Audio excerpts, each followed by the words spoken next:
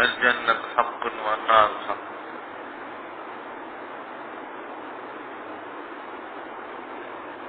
أشهد أن لا إله إلا الله وأن محمدا رسول الله. أما بعد، فقد قال الله سبحانه وتعالى: ولله على الناس حج البيت من استطاع إليه سبيلا.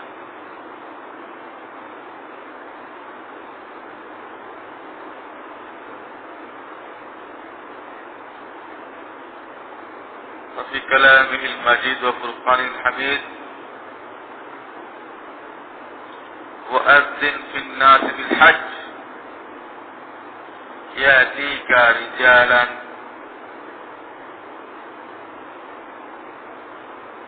وعلى جامر من كل فج عميق.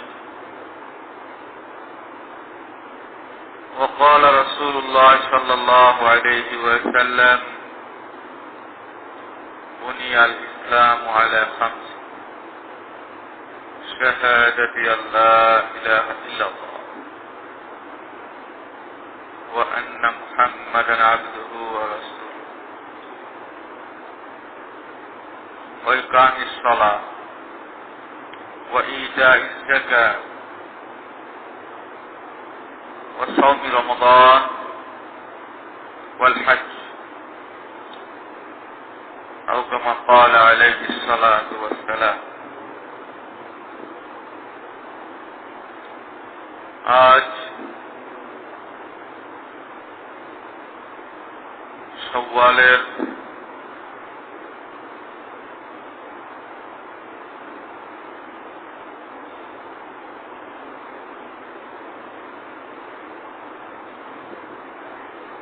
16 তারিখ। আজ শাওয়ালের 16 তারিখ।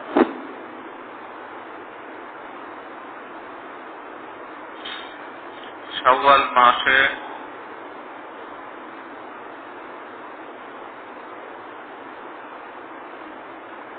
নফল হিসেবে 6টি রোজার কথা বলা হয়েছে।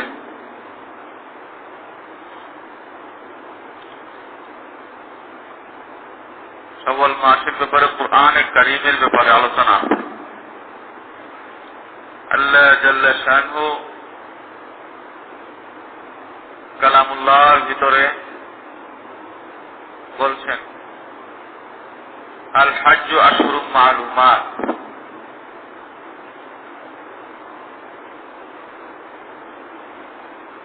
হজ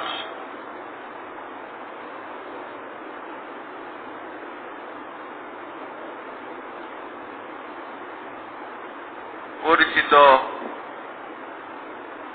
জানাশোনা কয়েকটি মাসে সংগঠিত হয়।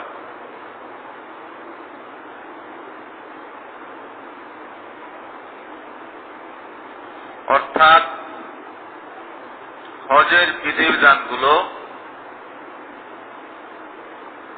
এই কয়েক মাসের সাথে সম্পৃক্ত।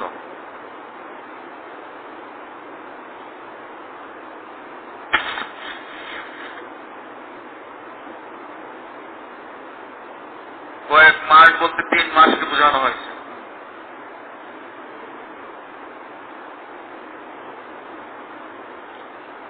প্রথম শাওয়াল, দ্বিতীয় জিলকাদা, তৃতীয় জিলহজ।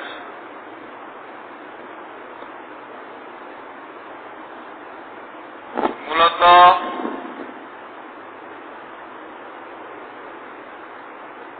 হজের মেন বিষয়গুলো জিলহজ মাসেই পালিত হয়।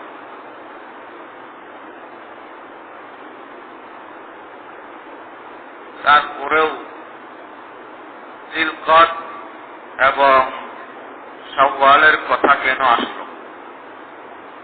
আমরা তো এখানে কিছুই করি না।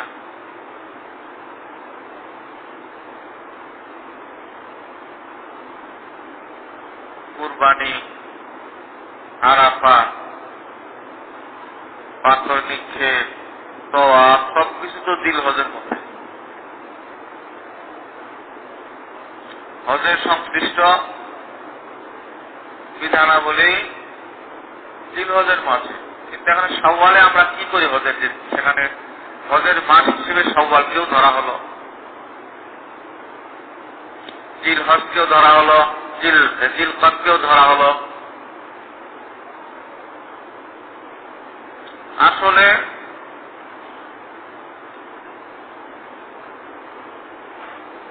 শাওয়াল এবং জিল হজের সাথে সম্পৃক্ত মাত্র একটা বিধান, সেটা হলো ইহরাম। ইহরাম কেউ যদি হজ্জে কেরান করে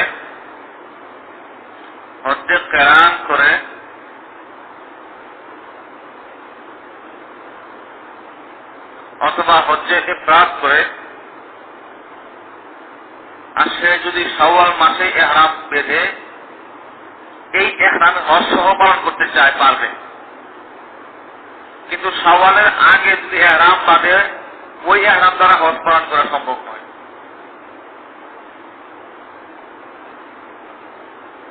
জিলকদ মাসে কেউ যদি ইহরাম বাঁধে আর ওই ইহরাম দ্বারা যদি হজের কাজ পরিচালনা করতে চায়, পারবে। এই যে ইহরাম বাঁধার সুযোগ জিলকদেও আছে, শাওয়ালেও আছে। এই কারণেই বলা হয় যে শাওয়াল, জিলকদ, জিলহজ হজের মাস।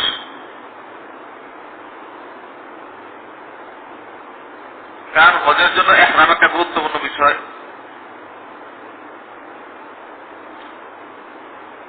অতএব অনেকেরই যাদের ইচ্ছা জেগেছে, হজের কার্যক্রম শুরু হয়ে গেছে। দূর দেশের মানুষজন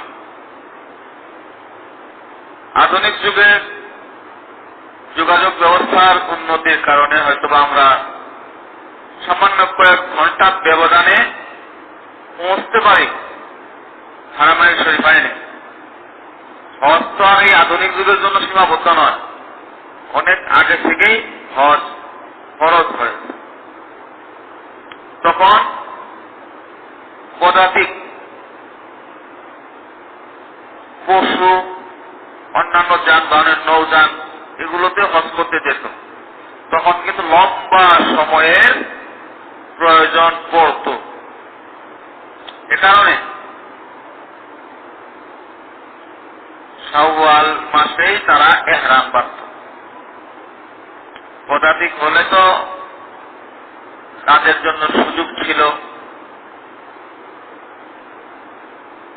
তারা মিকাতে পৌঁছে তারপরে ইহরাম বাঁধতেন। আবার সেখান থেকে আবার হেঁটে যাওয়া, তা তো সময়ের ব্যাপার। এই জন্য শুধু জিলহজকে হজের মাস হিসেবে না ধরে তৎকালীন পরিস্থিতি বিবেচনায়, যোগাযোগ অবস্থা বিবেচনা করে সময় বাড়িয়ে দেওয়া হয়েছে, যে না তোমাদের জন্য জিলহজে এসেই ইহরাম বাঁধতে হবে তা নয়, তোমাদের সুবিধার্থে যদি মনে হয় যে না আমরা আরো আগে বাঁধবো তাহলে সহজ হবে, বাঁধতে পারো, সমস্যা নেই। সুযোগ দেওয়া হয়েছে শাওয়াল থেকে। সেটা হজ ফরজ, কার উপর হজ ফরজ, এই ব্যাপারে যাকাতের আলোচনায় আমি আপনাদের সম্মুখে সবিস্তারে আলোচনা করেছি। তবুও স্মরণ করিয়ে দেওয়ার জন্য আজকে আবার বলবো।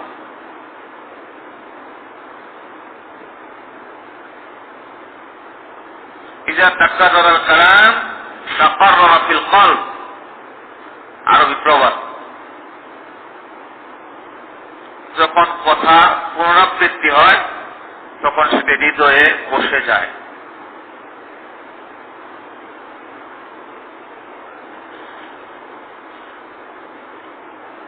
ইজা তাকাররাল কালাম তাকাররারা ফিল কলব, কথা বারংবার শুনলে সেটা মনে গেঁথে যায়। আমরাও এই কারণে চর্বিত চর্বণ করি, বলা কথা আবারও বলি। অনেক জুমায় আলোচনা হয়েছে, আমার এরকম আলোচনা মাঝে মধ্যে পুনরাবৃত্তি করি, গুরুত্বপূর্ণ বিষয়গুলো পুনরাবৃত্তি করি যেন মুসল্লিরা ভুলে না যায়। তো যাকাতের আলোচনা করতে গিয়ে আপনাদের সম্মুখে আমি বলেছিলাম, মানুষ সম্পদের বিবেচনায় দুই প্রকার। মানুষ সম্পদের বিবেচনায় দুই প্রকার, ধনী গরিব।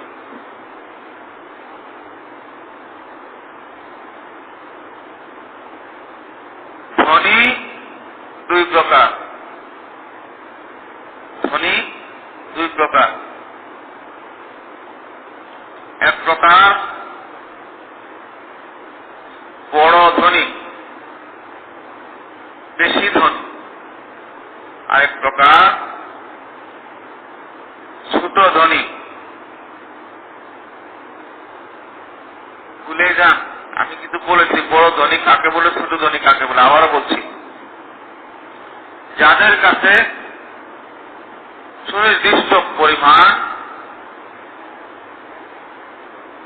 সোনা, রূপা, নগদ টাকা অথবা ব্যবসা মালামাল অথবা শর্ত সাপেক্ষে পশু যদি থেকে থাকে, 5 প্রকারের সম্পদ। 5 প্রকারের সম্পদ, যেই 5 প্রকার বললাম এখন, এই 5 প্রকারের সম্পদ যদি কারো কাছে নির্দিষ্ট পরিমাণ থাকে, নির্দিষ্ট মানে ওই পরিমাণ, যেই পরিমাণ হলে জাকাত ওয়াজিব হয়, 52.5 তোলা রূপা সমমূল্যের, তাহলে তাদেরকে শরীয়তে বড় ধনী ধরা হয়েছে।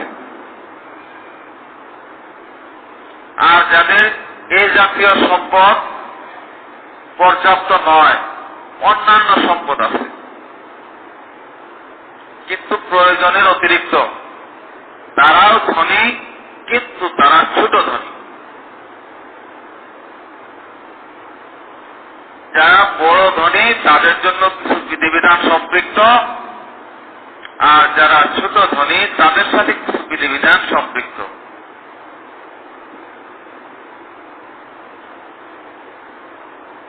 পাঁচটা বিধানের সম্পর্ক সম্পদের সাথে।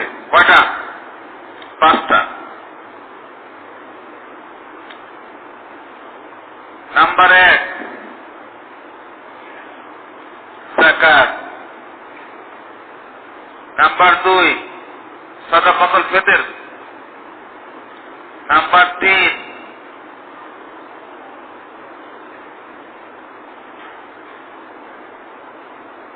নিকটাত্মীয়, রক্তের সম্পর্কের অনাথ, অসহায়, উপার্জনে অক্ষম এমন ব্যক্তিদের ভরণ পোষণ। নাম্বার 4 হজ, যদি সক্ষমতা থাকে।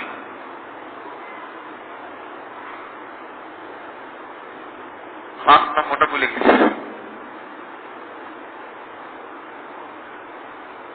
কুরবানি। 5 নম্বর কি? কুরবানি। এই 5টা জিনিসের সাথে সম্পৃক্ত ধনী মানুষজন।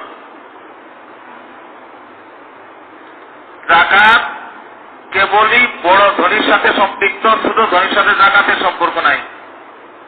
বাকি 4টা সম্পর্ক আছে। আর হজ বড় ধনীর সাথেও সম্পৃক্ত, ছোট ধনীর সাথে সম্পৃক্ত, যদি তার সম্পদের পরিমাণটা এই পর্যায়ে হয়ে যায় যার দ্বারা সে হজ করতে পারে, এতটুকু হয় তাহলে। অতএব ভাই অদুস্থ বুজুর্গ, আল্লাহ তাআলা কাকে কোন পর্যায়ে রেখেছেন আমরা কিন্তু নিজের খবর ঠিকই জানি। অন্য কেউ না জানলেও আমরা নিজেরা জানি, নিজের সম্পদের খবর আমরা রাখি। অতএব যাদের উপর হজ ফরজ, যে সকল ধনী মানুষদের উপর হজ ফরজ,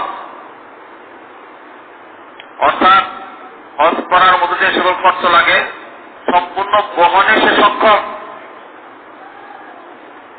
এবং সেটা তার নিত্য প্রয়োজনীয় চাইতে অতিরিক্ত, তাহলে তার জন্য হজ ফরজ করা হয়েছে। ওয়ালিন্নাসি আলান নাসি হিজ্জুল বাইতি মান ইসতাতা ইলাইহি সাবিলা, আমার আল্লাহ বলছেন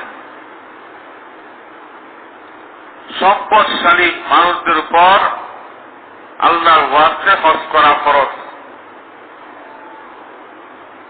লিন্নাস, লি মানে জন্যে, আর নাস মানে বিশেষ শ্রেণী, বিশেষ শ্রেণী, সব মানুষ না কিন্তু। আর নাসের মধ্যে আলিফ লাম শব্দটি একটা আর্টিকেল। এটা অনেকগুলো অর্থ আছে, তার মধ্যে একটা অর্থ হলো সকল, আর একটা অর্থ হলো ধরন, গোষ্ঠী, আর একটা অর্থ হলো নির্দিষ্ট একটা শ্রেণী, আর একটা অর্থ হলো অনির্দিষ্ট একটা শ্রেণী। এই চারটা অর্থ। এই যে আল আন নাসের শুরুতে আলিফ লাম আছে না, এই আলিফ লামের চারটা অর্থ। এখানে লিন নাসের মধ্যে যে আলিফ লামটা রয়েছে এটার অর্থ হলো নির্দিষ্ট শ্রেণী, নির্দিষ্ট একটি শ্রেণী। ওই নির্দিষ্ট শ্রেণী কোনটি সেটা বললাম, যাদের কাছে প্রয়োজনের অতিরিক্ত এই পরিমাণ সম্পদ আছে যার দ্বারা সে হজ করতে সক্ষম, ওই শ্রেণীর মানুষকে বোঝানো হয়েছে। ওয়ালিন্নাসি আলান নাসি হিজ্জুল বাইতি মান ইসতাতা ইলাইহি সাবিলা, একেবারে আয়াতের মধ্যে বলে দিয়েছে যে হজের পথ খরচ পাথেও যুগাতে সক্ষম তার উপর আল্লাহর ওয়াস্তে হজ করা ফরজ। বুখারী মুসলিম হাদিসের মধ্যে রাসূলুল্লাহ সাল্লাল্লাহু আলাইহি ওয়াসাল্লাম বলেছেন, ফারাদাল্লাহু আলাইকুম আল হজ, তোমাদের উপর হজকে ফরজ করা হয়েছে। ফাহাজ্জু, অতএব তোমরা হজ করে নিও।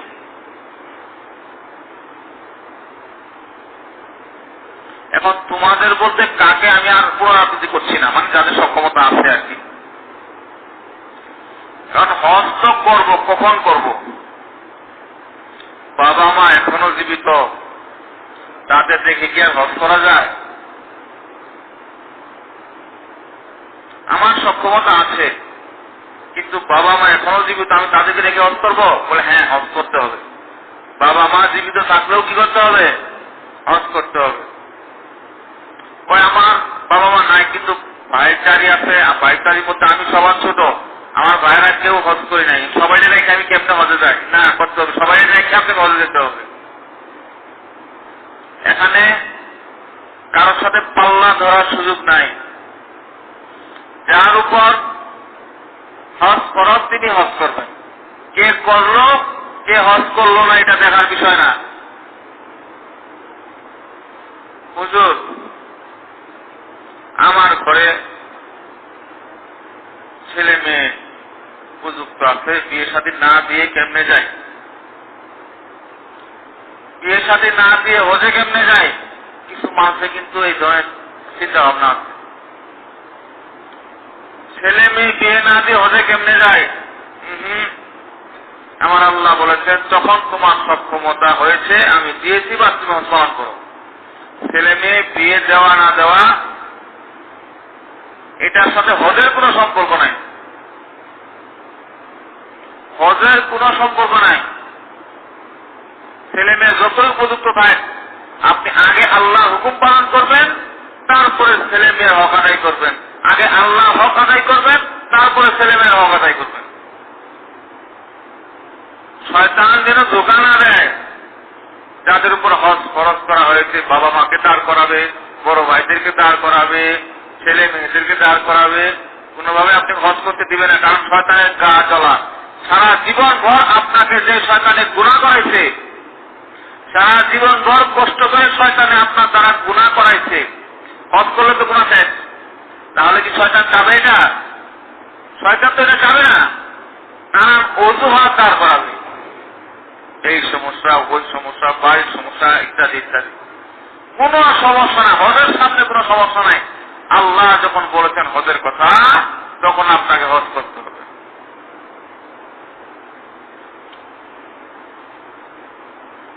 এত টাকা খরচ করে হজ করলে অল্প কয়টা টাকা কে বলি হইতে? এত টাকা হজ করে দিলে খরচ করলে তো আমি সেই গরিবই হয়ে গেলাম আবার। ও ভাই, 7-8 লাখ টাকা খরচ করলে সবে মাত্র কিছুটা টাকা পয়সা হাতে আসছে। সারা জীবন ভর কষ্ট করেছি, এখন যদি হজ করে টাকাটা শেষ করে ফেলি, তা আমি সেই আগের দশায় হয়ে গেল। আপনাদেরকে বলছি, আমার রাসূল সাল্লাল্লাহু আলাইহি সাল্লাম তিরমিজি শরীফের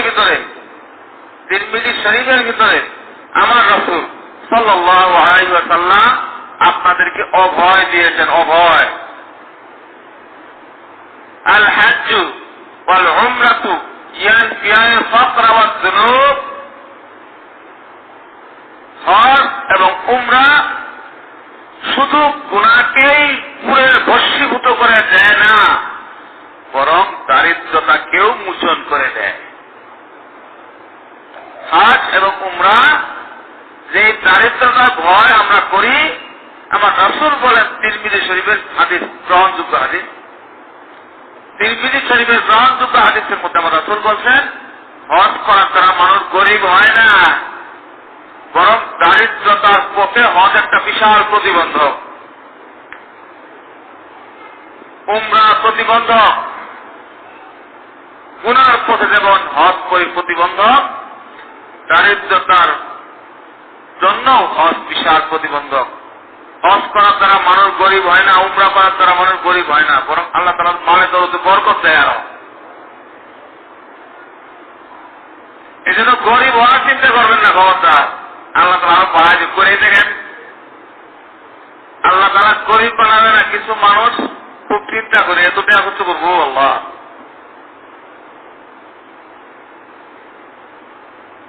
আপনারা এই চিন্তা করবেন না। হজ করার দ্বারা গুনাহ মাফ হয়, দারিদ্রতাও দূরীভূত হয়।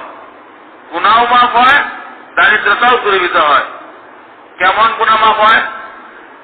قال رسول الله صلى الله عليه وسلم, বুখারী মুসলিমের হাদিস। আমার রাসূল বলেছেন, মান হাজ্জা ওয়া লাম ইয়ারফাস ওয়া লাম ইয়ানসুক রাজাআ কায়াউমি ওয়ালাদাতহু উম্মুহু আও কামা ক্বাল আলাইহিস সালাতু ওয়াস সালাম। বিশুদ্ধ হাদিসে নবীজি কি বলছেন? যে ব্যক্তি হজ করলো, হজে গিয়ে গুনাহ করলো না, ফাসিকি কাম করলো না, এবং অন্য কোনো পাপ করলো না, নেকের মধ্যে ডুবে থাকবে, সে যখন হজ থেকে ফিরবে, সে তো ওই শিশুর ন্যায় নিষ্পাপ হয়ে ফিরবে, যে শিশু সদ্য ভূমিষ্ঠ হয়েছে। সদ্য ভূমিষ্ঠ শিশু যেমন নিষ্পাপ থাকে, একজন হাজি যদি তার হজ্জে মাবরুর নসিব হয়, তাহলে সে ওই রকম নিষ্পাপ হয়ে প্রত্যাবর্তন করে। চারটিখানি কথা। আর শয়তানকে এটা চাবে, তার সারা জীবন পরিশ্রম হবে নাকি, নষ্ট হবে নাকি? এই জন্য হজ কোনদিন শয়তানে চায় না একজন মুসলমান হজ করুক, খালি বাধা, খালি বাধা, খালি বাধা। তবে এই গুনাহ মাফের জন্য আপনাকে কি করতে হবে? হজ্জে মাবরুর করতে হবে। হজ্জে মাবরুর, হজ্জে মাবরুর। আল হাজ্জুল মাবরুর, বুখারী মুসলিম হাদিস। আল হাজ্জুল মাবরুর লাইসা লাহু জাযাউন ইল্লাল জান্নাহ। হজ্জ মাবরুর এমন এক দামি আমল, এমন এক নেকির কাজ, এর বিনিময় কেবলমাত্র শুধুমাত্র জান্নাত। জান্নাত। আল্লাহু আকবার। আজ আপনার কত কমায় দেখো, আজ আপনার কত কপালওয়ালা, সৌভাগ্যবান। আল্লাহু আকবার। আজ আপনার যদি সারা জীবন গোসাইটাই করে থাকে এই শুকরিয়ার জন্য, আল্লাহ হজ পাইছে, শুকরিয়া আদায় হবে না তো? আমার রাসূল বলছেন সেই হাদিস, বুখারী মুসলিম হাদিস, হজ্জে মাবরুর এটার বিনিময় আর কিছুই হতে পারে না, কেবলমাত্র জান্নাত, শুধুমাত্র জান্নাত। আল্লাহ। এখন প্রশ্ন হলো, শুনতেছেন না? শুনেন একটু। এখন প্রশ্ন হলো, হজ্জে মাবরুর আমার হলো কি হলো না? হজ্জে মাবরুরের কি সংজ্ঞা? হজ্জে মাবরুর হওয়ার জন্য কি কি লাগে এটা আমাদেরকে জানতে হবে না? জানতে হবে।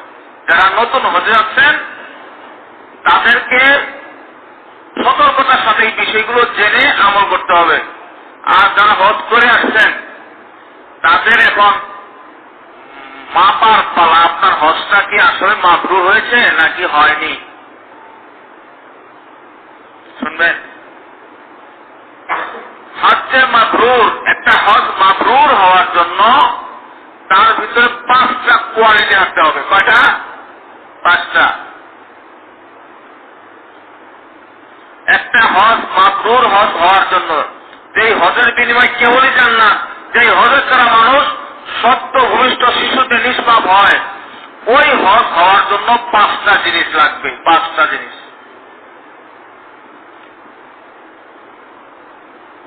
নাম্বার 1, 1 নাম্বার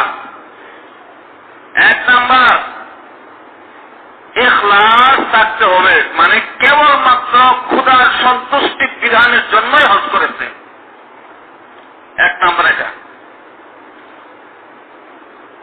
চাই ভাই আমরা সব ভাইরাই হজ করলো, আমি করলাম না, এটা হয় না, আমারও করা লাগবে। জিদা দিদি কি? জিদা দিদি তাহলে শুধু হয়ে থাকবো? ওই পাল্লা দিয়ে প্রতিযোগিতা করে সমাজের মধ্যে হাজি সাহেব থাকবে, মান একটু পারবে, এইরকম নিয়ত করে কেউ যদি হজ করে তার হজ ঠিক আছে, কিন্তু মাবরুর নয়। মাবরুর নয়। যেই হজ্জে মাবরুরের বিনিময় জান্নাত, যেই হজ্জে মাবরুরের বিনিময় গুনাহ মাফ। কথা বুঝে আসছে? নাম্বার 1 বললাম তো, ইখলাস থাকতে হবে। নাম্বার 2, মিন মালে হালাল, হালাল মালের হজ হওয়া লাগবে। আমাদের গাইল পারেন না মনে মনে, আমি যা শিখছি তাই কইতেছি। গাইল পারেন না কেউ? হজ করলে হবে না। হজ তো অসৎ মহিলার উপরে।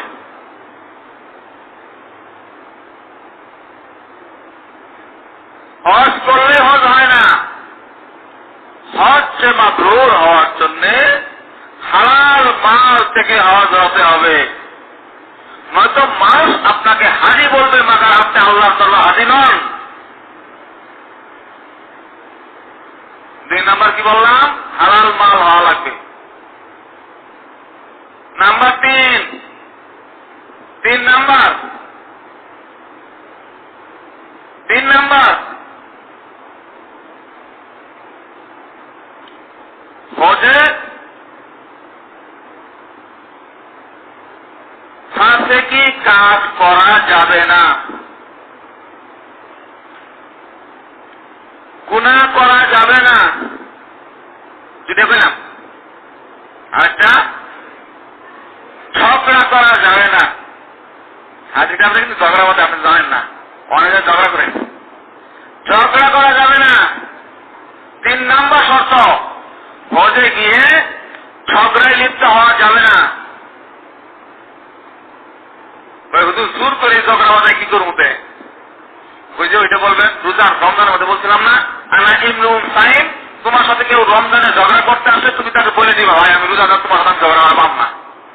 ঠিক তদ্রুপ হজে গিয়ে কেউ যদি ঝগড়া করতে আসে জোর করে, বলবে যে ভাই বহু টাকা খরচ করে হজ করতে আসছি, তুই আমার হজটা নষ্ট করিস, পরে দিন হজের দিনে যায় ঝগড়া করুন বানাও তো। ঝগড়া করা যাবে না। তাহলে 3 নাম্বার হজ মাবরুর হওয়ার জন্য 3 নাম্বার শর্ত, ফাসিকি থেকে বাঁচতে হবে, গুনাহ থেকে বাঁচতে হবে, আর ঝগড়া থেকে বাঁচতে হবে। নাম্বার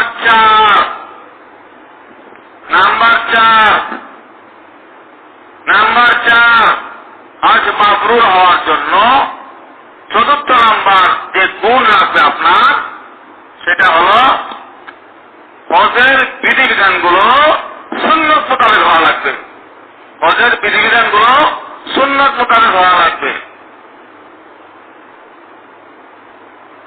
তওয়াফ করলাম, সুন্নত মোতাবেক হোক আর না হোক, পাথর মারলাম, সুন্নত মোতাবেক হোক আর না হোক, কুরবানি করলাম, আরাফার ময়দানে যা সব করলাম, কিন্তু সুন্নত মোতাবেক হলো না আপনার হজ হলো, কিন্তু হজ মাবরুর হলো না। নাম্বার 4, এটি কমনা না থাকছে, আমার কইতে এটা খারাপ লাগে। 4 নাম্বার হজের পরে গুনাহ থেকে বাঁচতে হবে, গুনাহ করা যাবে না। हज भी काबा का किया गंगा का स्नान भी, हज भी काबा का किया गंगा का स्नान भी, राजी रहे रहमान भी, राजी रहे शैतान भी, राजी रहे रहमान भी, राजी रहे शैतान भी। ओ हादिसा भाईरा আমার, হজ করে এসে গুনায় লিপ্ত হওয়া যাবে না। হজও করবো, আবার গঙ্গায় যায় হিন্দুদের মতো স্নানও করবো, মানে নেকিও করবো আর গুনাহও করবে, এরকম হইতে পারে না। এরকম যদি কেউ করে তার হজ মাবরুর নয়, তার হজ মাবরুর নয়। গুনাহ থেকে বাঁচতে হবে। হাজি 2 প্রকার, হাজি কত প্রকার? 2 প্রকার। একটা হলো হাজি, একটা হলো সিলো হাজি। একটা হলো হাজি, একটা হলো ছিল হাজি, এখন নাই। এখন হাজি হজ করে আসে আরো 5 হয়েছে, হজ করে কি হয়েছে 5 হয়েছে। এও হাজি, তবে ছিল হাজি, বর্তমান হাজি না। না ছিল হাজি, সে হাজি ছিল, হজ করার পরে এই তো আর গুনাহ করেনি, তাই না? পরে গুনাহ হয়েছে, যতদিন পর্যন্ত গুনাহ থেকে বাঁচছে ততদিন সে হাজি ছিল, তারপর গুনাহ করার পরে আর এখন হাজি নাই। মাইকে হাজি গো, কিন্তু আল্লাহ দরবার হাজি নয়। কারণ হজে মাবরুর নসিব হওয়ার জন্য 5টা শর্তের 5ম নাম্বার শর্ত হল গুনাহমুক্ত, কবিরা গুনাহমুক্ত জীবন যাপন করতে হবে। কবিরা গুনাহ, সগীরা গুনাহ তো হয়েই যায়, ওটা বাঁচা সম্ভব না, কম বেশি সগীরা গুনাহ সবার হয়, কিন্তু কবিরা গুনাহমুক্ত জীবন যাপন করতে হবে। সুতরাং এই 5টা কোয়ালিটি যার হজের মধ্যে আছে, প্রকৃতপক্ষে সেই হাজি, প্রকৃতপক্ষে সেই হাজি। আর ওই হজের দ্বারা সে সত্য ভবিষ্য শিশির নয়, গুণামুক্ত হয়ে যায়। আর ওই হজের দ্বারা সে আর দেখবে না, ওই হজের দ্বারা সে জান্নাত হয়ে যায়। ওই হজের বিনিময়ে জান্নাত, শুধুই জান্নাত ওই হজের বিনিময়ে। আল্লাহ আমাদের সকলকে যারা হজ করে আসছি কুরআন থেকে বাঁচার তৌফিক দান করুক। যারা হজে যাচ্ছি ভাবি হাজি, যারা হজে যাচ্ছি তাদেরকে সতর্কতার সাথে 5টা জিনিস মনে রাখতে হবে। 5টা জিনিস মনে রাখতে হবে। 5টা জিনিস মনে রাখতে হবে। হজ নষ্ট করবেন না। 8 লক্ষ টাকা খরচ করে আপনি হজ করবেন। এই জন্য আপনার হজের ব্যাপারে 5টা দিন মনে রাখবেন।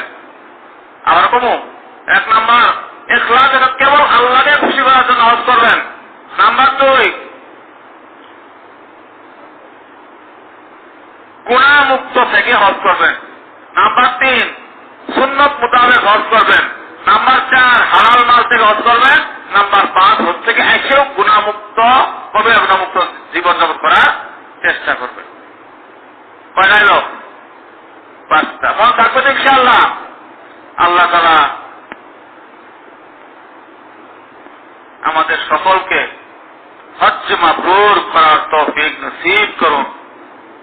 নাম কেওয়াজতে হাজির কোনো দরকার নাই, টাকা নষ্ট হয়নি। আল্লাহ তাআলা হজ্জে মাবরুর করার তৌফিক নসিব করুন। আর আমার যে সকল মুরব্বিয়ানে কেরাম হজ করে আসছেন, আপনাদের জন্য আমি দোয়া করি, আপনারাও চেষ্টা করবেন কবিরা গুনাহ থেকে বেঁচে থাকার, কবিরা গুনাহ থেকে বেঁচে থাকার। সুবহানাল্লাহি ওয়া বিহামদিহি, সুবহানাকাল্লাহুম্মা ওয়া বিহামদিকা, আশহাদু আল লা ইলাহা ইল্লা আনতা, আস্তাগফিরুকা।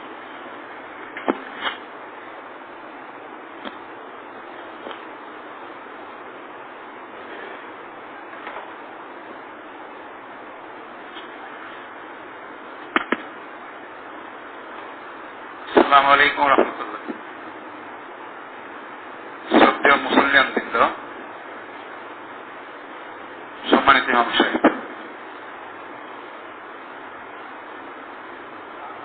আমরা খুবই আনন্দের সঙ্গে জানাইতে পারি যে এত প্রখর রৌদ্রের ভিতরে আমরা অন্তত এসে নিচে কিছু সময়ের জন্য একটু স্বস্তি পাইতেছি না?